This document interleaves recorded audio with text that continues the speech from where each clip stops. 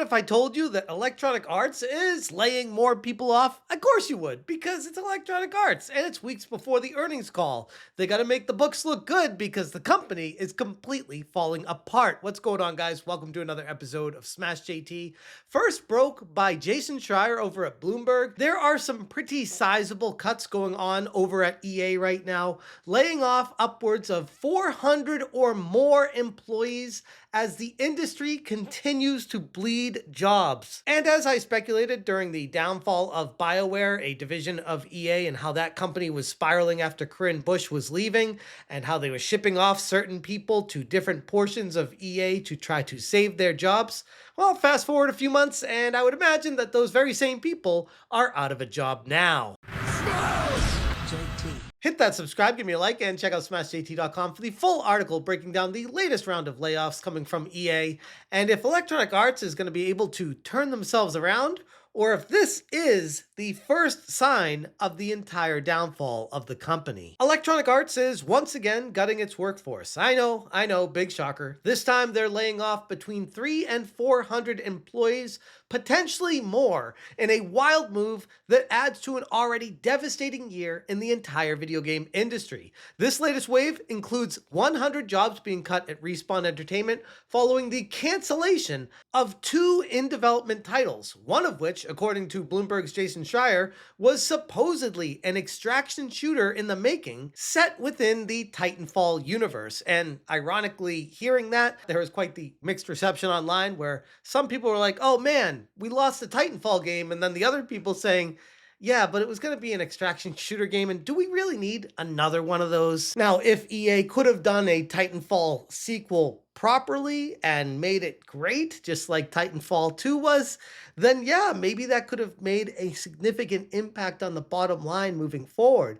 But I look at this situation as they were trying to follow the crowd and do what everyone else was already doing, and they up top realized that, oh, we're a little late to the party here, and we're already seeing companies like Ubisoft completely fail and falter trying to follow the line that already was established. So maybe instead cut ties preemptively and try to save what we can and put it towards something that might actually draw a player base. Via an official release from Respawn, they said, at Respawn, bold ideas, creative risks, and passionate storytelling have always defined who we are. That spirit has carried us through incredible highs and sometimes through difficult changes too. As we sharpen our focus for the future, we've made the decision to step away from 2 early-stage incubation projects and make some targeted team adjustments across Apex Legends and Star Wars Jedi. These decisions aren't easy, and we are deeply grateful to every teammate affected. Their creativity and contributions have helped build Respawn into what it is today. We're offering meaningful support to those impacted, including exploring new opportunities within EA. Looking ahead, our commitment to player-first experiences remains unchanged. Innovation has always been at the core of Respawn's identity, and it continues to drive how we build the future, from evolving live experiences to crafting new worlds and stories. And it goes on from there, but suffice it to say, they're trying to spin a negative into a positive by having a layoff of upwards of 400 people from EA proper gone and saying, it's just restructuring. We're going to try to find spots for these people somewhere.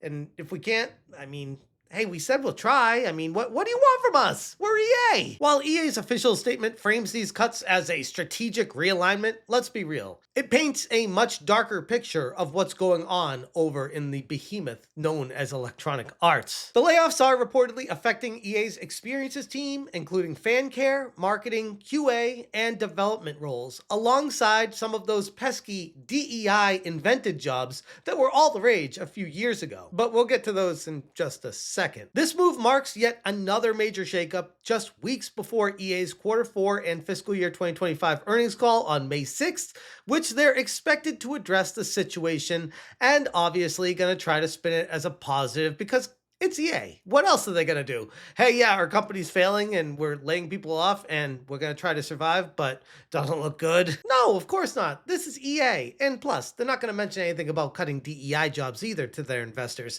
They're going to say we're more slim and agile and razor sharp focused on what we're going to be actually working on. And the games that we're making are going to be for a player base that's targeted, that will prove that make more money than ever. And please just keep investing with us because we're EA and we promise that we'll have something in the future for you guys. Come on. We're not even halfway through the year, and the industry has already lost nearly 2,500 jobs across nearly 60 companies in just a few months, making this year one of the most brutal so far in development in recent memory. And that's building on top of another downturn in the industry last year as well. And it's got to make you wonder, at what point is the game industry going to stop declining?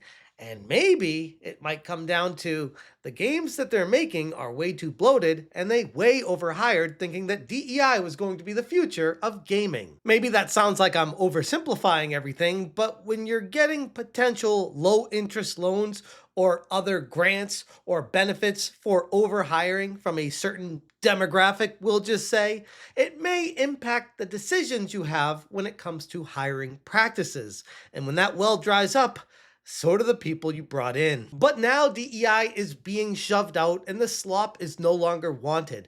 And please, before I even go further in this, never contact or harass any of the people I ever talk about specifically in these videos. As far as being let go from Respawn and across all of EA being brought in through DEI-driven hiring, a practice that has prioritized ideology over talent-driven for far too long. And while I'm not naive enough to think that the cancer of DEI is ever going to be fully removed from the industry, because once you get it in there, you can't really get it out. And even when you think you do, it will find a way to change, manipulate, and spawn again. It is nice seeing even a small purge from the industry in the right direction. Maybe here, just maybe, nature is finally starting to heal a little bit. But at the same time, after years of watching this rot fester, I'm not going to be holding my breath. This is the same Respawn Entertainment that hosts a Respawn DEI event called A Conversation with Joni Kraut, CEO, Women in Games International. And I got to be honest, guys, when I see stuff like this, it tells me there's still a lot of bloat that is ready and willing to be cut from the industry. And this was just last month. And Respawn had a division called Respawn DEI. Think about that for a second, especially when you compare it to where the organization originated from in the first place to what they've turned into now. And while Patricia Borjoquez looks like Ella is still there, other people regarding DEI are not as fortunate. So this tells me they still have a way to go. But regardless, let's move on to someone who clearly didn't have the same connections that Patricia did to keep her job. One of the people that's already on LinkedIn talking about being laid off. Hi, I'm Sam, a passionate gamer and advocate for diversity and inclusion in esports. I'm a senior communications and employee experience specialist at EA, and it continues going on from there. Checking out their open to work latest update earlier today, I was impacted by layoffs and am now officially open to new opportunities. While it's a tough moment, I'm super proud of the work I've done, especially in internal communications, employee engagement, and community-driven storytelling. Whether it's helping teams launch strategic initiatives, driving engagement through newsletters and Slack, or supporting cross-functional collaboration, I've loved every moment of it.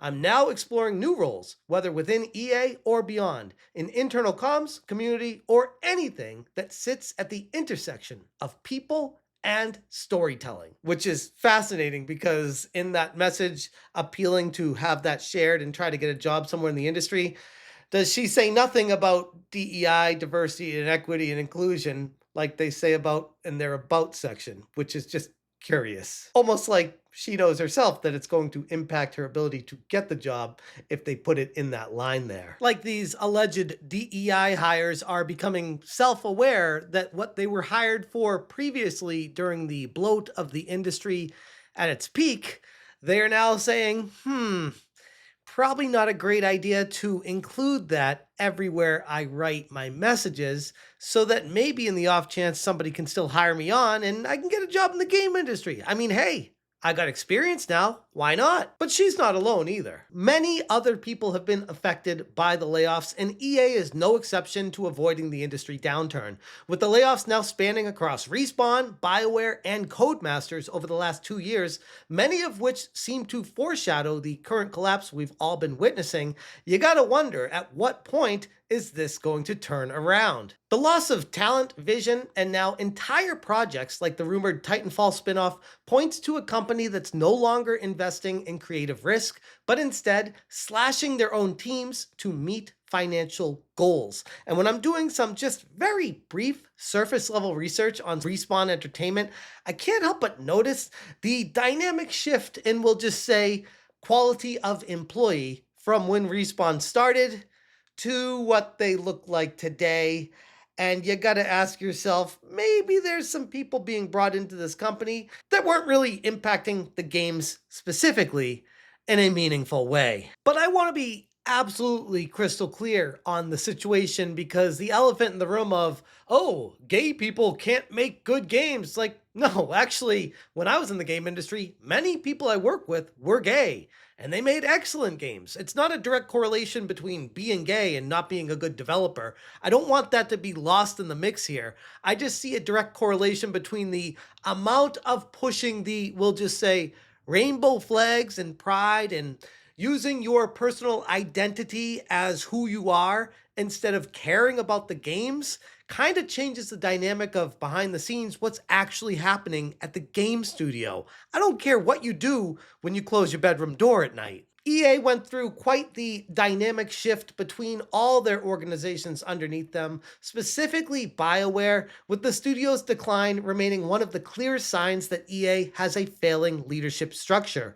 Once a crown jewel publisher loved by all, BioWare has been a mess ever since Corinne Bush left the sinking ship of a studio for Wizards of the Coast, leaving behind a broken development pipeline and a team in turmoil. The writing staff was laid off and various other positions were spun into different areas of EA. And like I said at the open, I wouldn't be surprised if the people that were spun off into different divisions are the very same people that are also now being let go, which is what I postulated back when that was happening. And this was just EA trying to make it look like they weren't going through layoffs until they absolutely had to. The industry needs a clear course correction, and EA looks like they're at least trying to take the initial first steps towards that. But honestly, looking at all of it for what it is, I can't help but say it might be too little too late to see if EA can lead the charge into changing the game industry into a better place, which again, wouldn't hold my breath on that, or continue to spiral downward into a quite sizable crash. But time will tell on that one. Anyways, I'm going to leave it there. If you guys want more information, check out smashjt.com for the full article. I will link this in the description below. If you appreciate what I'm doing here, hit that join button. Thank you so much for watching, and as always, you stay smashing. So starting up Respawn was at a time when there was obviously a lot of turmoil going on. The interest we received after being fired from Activision was, pretty outstanding. So it was kind of responding to all the publishers that were interested and kind of talking to us, and decided to, let's do it again. Let's make another run of it. Smash,